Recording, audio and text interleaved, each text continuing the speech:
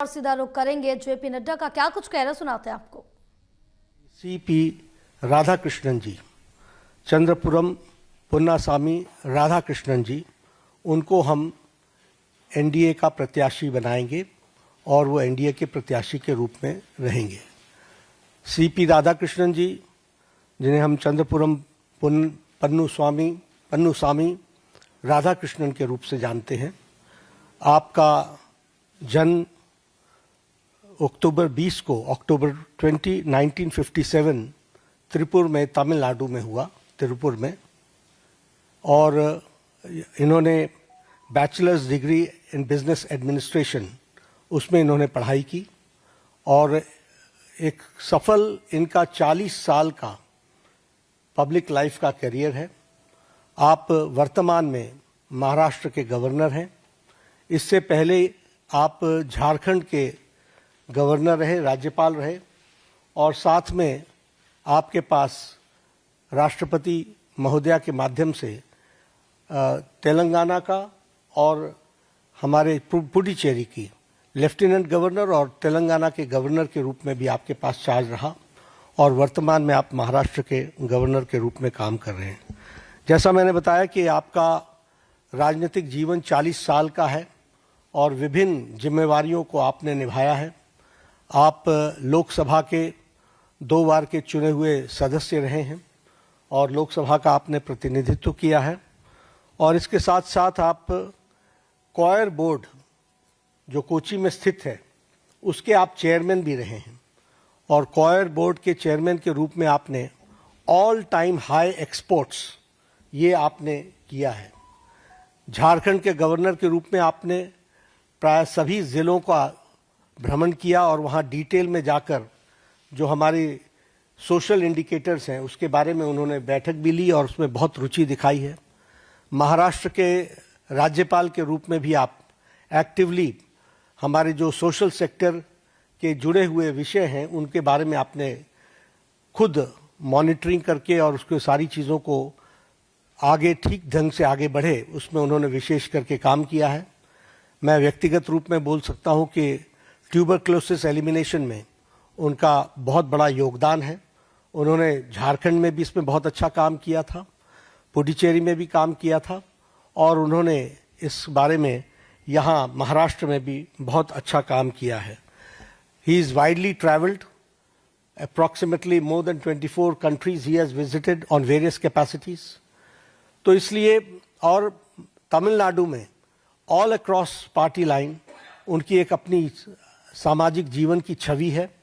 He commands respect in all sections of the society and he is considered to be person as a statesman who is recognised in the state. तो ऐसे हमारे प्रत्याशी हैं, और हमारे सभी NDA के साथियों के साथ चर्चा हो गई है और प्रत्याशी के रूप में ये हमारे कैंडिडेट होंगे। हमारे आप सब के माध्यम से अपील है कि हमारे विपक्षी दल के साथ भी हम बात करेंगे, उनका भी हमको समर्थन मिले, ताकि हम सब लोग मिल करके उपराष्ट्रपति पद का निर्विरोध चुनाव हो, ये हमारी आशा है। उनके साथ हमने जैसा पहले कहा कि हम संपर्क में रहे हैं, हमने उनको पहले भी संपर्क किया है, हमारे वरिष्ठ नेताओं ने, और अभी भी हम उनके साथ संपर्क में रहेंगे, और हमारे एनडीए के सभी साथियों ने समर्थन दिया है। तो पुनः सीपी राधाकृष्णन जी हमारे एनडीए के उपराष्ट्रपति वाइस प्रेसिडेंट के कैंडिडेट हैं। आप सबके माध्यम से सभी हमारे सांसदों से अपील है कि उनका समर्थन सीपी राधाकृष्णन जी को मिले। आप सभी साथियों का बहुत बहुत धन्यवाद।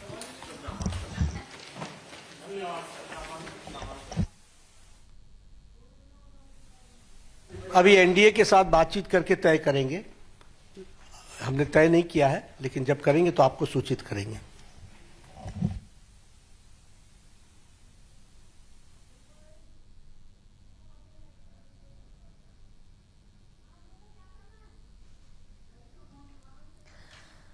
तो बता दें कि जेपी नड्डा ने प्रेस कॉन्फ्रेंस करके वाइस प्रेसिडेंट के एनडीए के उम्मीदवार का नाम घोषित कर दिया है कि उपराष्ट्रपति पद का उम्मीदवार कौन होगा। सीपी राधाकृष्णन का नाम का ऐलान किया गया, जो एनडीए उम्मीदवार होंगे उपराष्ट्रपति पद के लिए।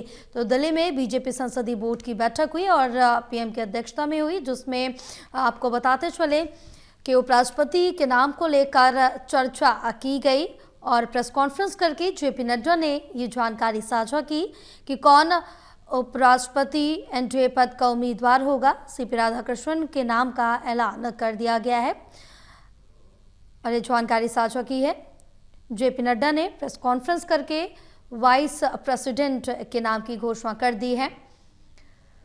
हमारे साथ हमारे सहयोगी ललित कांडपाल जुड़े और ज्यादा जानकारी लेंगे। ललित, अब जिस तरह से देखें कि उपराष्ट्रपति का चुनाव होना है, जिसको लेकर आज बैठक भी हुई है और प्रेस कॉन्फ्रेंस करके जेपी नड्डा ने एनडीए उम्मीदवार की घोषणा कर दी है कि कौन उपराष्ट्रपति पद का उम्मीदवार रहने वाला है।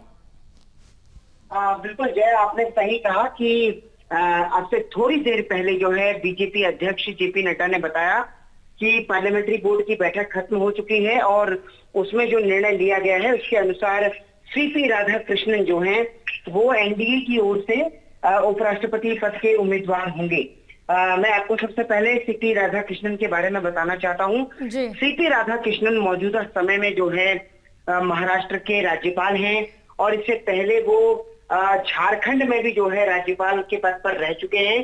2023 से लेकर जुलाई 2024 तक वो झारखंड के राज्यपाल रहे हैं और मार्च 2024 से जुलाई 2024 के बीच वो तेलंगाना के भी राज्यपाल, जिनका कि अतिरिक्त प्रभार उनके पास था, वो वहां पर रहे हैं। पुडुचेरी का भी अतिरिक्त प्रभार उनके पास रहा है और इससे पहले वो भारतीय जनता पार्टी भाजपा के सदस्य थे और कोयम्बटूर में से जो है 2 बार लोकसभा के लिए भी चुने गए थे। वो तमिलनाडु भारतीय जनता पार्टी के अध्यक्ष भी रह चुके हैं। तो जया, कुल मिलाकर कैंडिडेट का नाम सामने आने के बाद ये बात क्लियर हो गई है कि जो एक कयास लगाया जा रहा था कि उपराष्ट्रपति पद का जो उम्मीदवार होगा वो भारतीय जनता पार्टी के अंदर से होगा और ये खबर हमने अपने दर्शकों को दी थी, तो वो खबर पूरी तरह से सही भी साबित हुई है।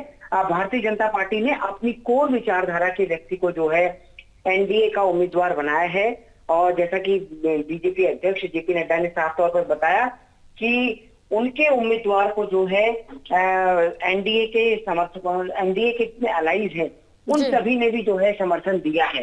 जी बिल्कुल ललित, और ये कहना भी इसमें दोहराया नहीं होगा क्योंकि बीजेपी अगर जो नाम सामने लाती है वो कहीं ना कहीं चौंकाने वाले हमेशा से रही है।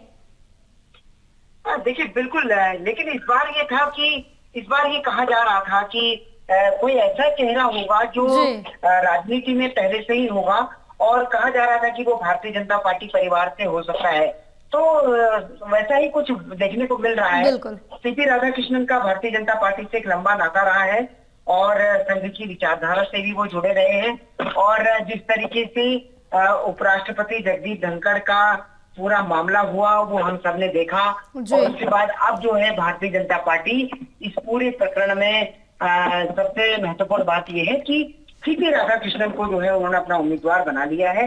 अब देखना ये होगा जया कि सबसे महत्वपूर्ण बात जो है वो घटनाक्रम अब घटने वाला है कि क्या विपक्ष अपना उम्मीदवार देता है, ये भी एक बड़ी बात है। तो कुल मिलाकर के अब गेंद जो है विपक्ष के पहले में है, क्या वो अपना उम्मीदवार देते हैं या फिर वो बीजेपी के उम्मीदवार को समर्थन करते हैं। जी बिल्कुल ललित, तमाम जानकारी साझा करने के लिए बहुत शुक्रिया आपका।